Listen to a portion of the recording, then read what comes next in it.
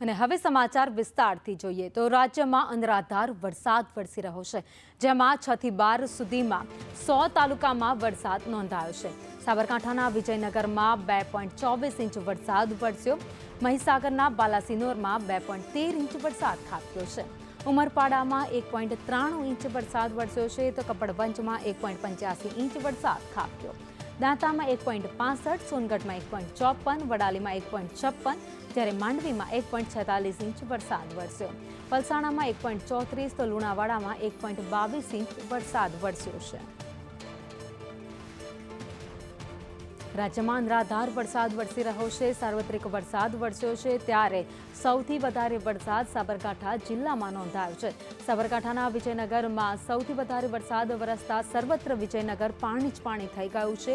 વિજયનગરમાં એકથી બીજા ગામને જોડતા એવા રસ્તાઓ પણ કેટલાક છે જે અત્યારે બંધ થઈ ગયા છે, લોકોની અવરજવર અટકાવી દેવામાં આવી છે, તો સાથે જે નદી નાળા છે એ પણ છલકાઈ ગયા છે। જે આસપાસના વિસ્તારો છે નદી નાળાના, તેને પણ અલર્ટ રહેવા માટે સૂચના આપી દેવામાં આવી છે।